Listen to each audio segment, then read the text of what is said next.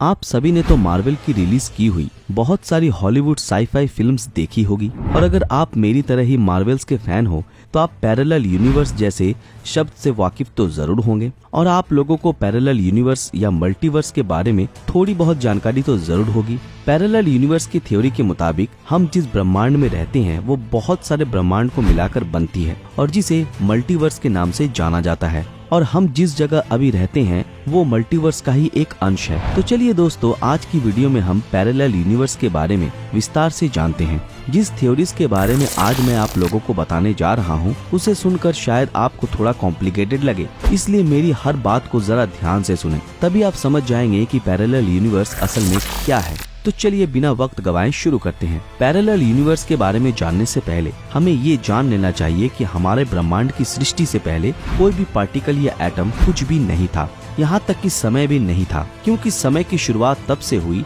जब इन ब्रह्मांड की उत्पत्ति हुई, यानी कि कुछ भी एग्जिस्ट नहीं करता था। इसके बाद एक पर्टिकुलर पॉइंट पे एक विशाल विस्फोट हुआ और इस विस्फोट के कारण हमारे ब्रह्मांड की उत्पत्ति हुई और अपने जन्म से ही ये ब्रह्मांड फैलता ही जा रहा है और इसके फैलने की गति काफी तेज है और इसी कारण इन्हें एक्सपेंडेबल यूनिवर्स भी कहा जाता है। चलिए अब उस समय में चलते हैं जब हमारे ब्रह्मांड की शुरुआत हुई थी और सिर्फ कुछ एटम्स का ही जन्म हुआ था। ऐसा मान लेते हैं कि उस समय कुछ एटम्स की सृष्टि हुई थी और उन एटम्स को मिलाकर एक बॉल तैयार हुआ है। अब उस बॉल को आप एक पर्टिकुलर फोर्स के साथ फेंकते हैं तो फिजिक्स के नियम और मैथमेटिक्स का इस्तेमाल करके हम ये पता कर सकते हैं कि वो बॉल किस वक्त और किस जगह जाकर पहुंचेगा, क्योंकि उस बॉल के साथ टकराने के लिए और कोई भी एटम्स उस वक्त तक मौजूद नहीं था। इसका अर्थ ये कि उस वक्त आप भविष्यवाणी कर सकते थे। उस वक्त भविष्यवाणी कर पाना काफी आसान था और ऐसा इसलिए क्योंकि उस वक्त एटम्स की संख्या काफी कम थी और दिन पर दिन एटम्स की संख्या बढ़ते रहने के कारण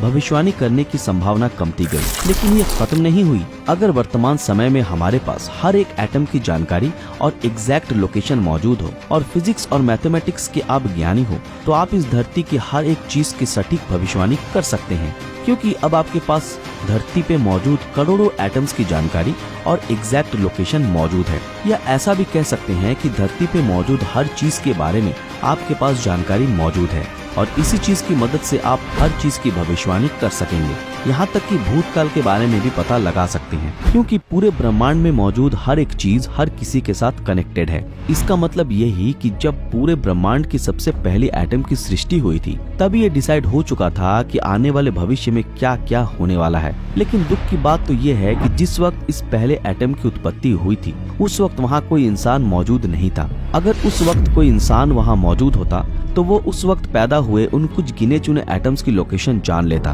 और लाखों करोड़ों साल बाद क्या होने वाला है उसके बारे में भी उस इंसान को पता होता। हमें ये लगता है कि हम जो सोचते हैं या करते हैं ये हम खुद से ही करते हैं, लेकिन सच्चाई ये नहीं है। सच तो ये है कि जब ब्रह्मांड की पहली एटम की सृष्टि हुई थी तभी ये सब कुछ डिसाइड हो चुका था। यदि हमें हर घटना के पीछे का कारण जानना है तो वो भी ब्रह्मांड के सृष्टि पे ही जाके रुक जाती है। अर्थात फिर से यही प्रमाण होता है कि ब्रह्मांड की हर चीज हर किसी के साथ कनेक्टेड है और एक दूसरे पर प्रभाव डालती है। यानी ये जो आप YouTube पर बैठकर मेरी इस वीडियो को देख रहे हैं ये भी ब्रह्मांड की सृष्टि के दिन ही डिसाइड हो चुका था और अगर मैं ये वीडियो ना बनाता तो आप ये वीडियो ना देखकर कुछ और कर रहे होते और अगर ये सब ना होता तो एक नए टाइम फ्रेम का जन्म होता और अगर मेरी माँ का जन्म ना हुआ होता तो मेरा भी जन्म नहीं होता और अगर मेरा जन्म ना होता तो आज मैं ये वीडियो ना बनाता और ना आप ये वीडियो देख रहे होते। तो फ्रेंड्स, ये काफी आश्चर्य करने वाली चीज है। तो देखा आपने कैसे मेरी माँ और आप सब और मैं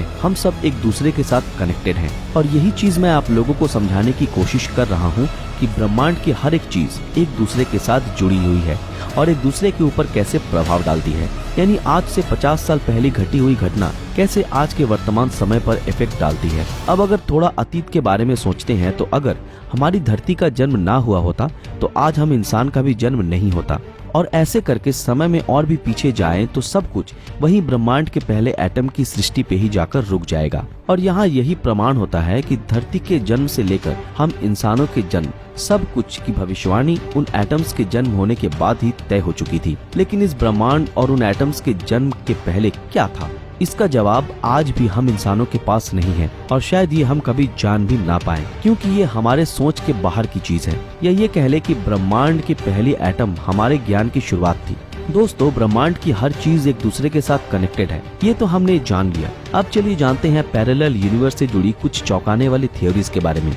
मेनी इंटरैक्टिव वर्ल्ड थ्योरी। इस थ्योरी के मुताबिक बहुत सी मल्टीवर्स के अंदर एक यूनिवर्स में ही हम लोग रहते हैं और बाकी मल्टीवर्सेस भी ठीक उसी तरह एक ही टाइम पे पैरेलली एक दूसरे डायमेंशन में एग्जिस्ट करती है और वो अन्य यूनिवर्स ना तो हमें देख सकती है और ना हम उसे देख सकते हैं। जैसे मान लीजिए कि इस यूनिवर्स में इस समय आप इस वीडियो को देख रहे हैं, तो वहीं एक दूसरे डायमेंशन में ठीक इसी समय में पैरेलली आप किसी दूसरे काम को अंजाम दे रहे हैं, या फिर किसी और दूसरे डायमेंशन के यूनिवर्स में आप खाना खा रहे हैं, या अन्य यूनिवर्स में आप इसी समय सो रहे हैं। यानी अलग अलग डायमेंशन के यूनिवर्स में आप एक ही समय में अलग अलग काम कर रहे हैं और इसकी कोई सीमा नहीं है। आपका दिमाग जितनी दूर तक इमेजिन कर सकता है, इस पैरेलल यूनिवर्स की सीमा उतनी ही दूर तक मौजूद है। यानी किसी डायमेंशन के यूनिवर्स में अगर आप एक बादशाह हैं, तो हो सकता है कि अन्य डायमेंशन में आप एक फकीर हो। यानी आपकी हर एक इमेजिनेशन के साथ हर एक डायमेंशन में पैरेलल यूनिवर्स मौजूद है।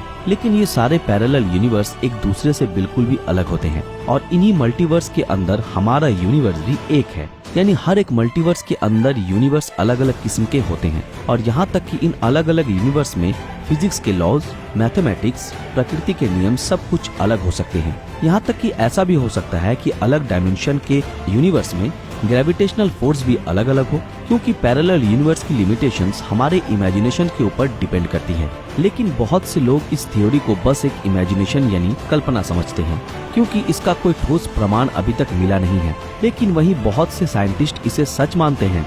कॉस्मोलॉजिस्ट जॉन एलिस के मुताबिक पैरेलल यूनिवर्स एग्जिस्ट नहीं करती। उनके मुताबिक अगर पैरेलल यूनिवर्स है भी तो उसे प्रूव करने का कोई तरीका हमारे पास मौजूद नहीं है।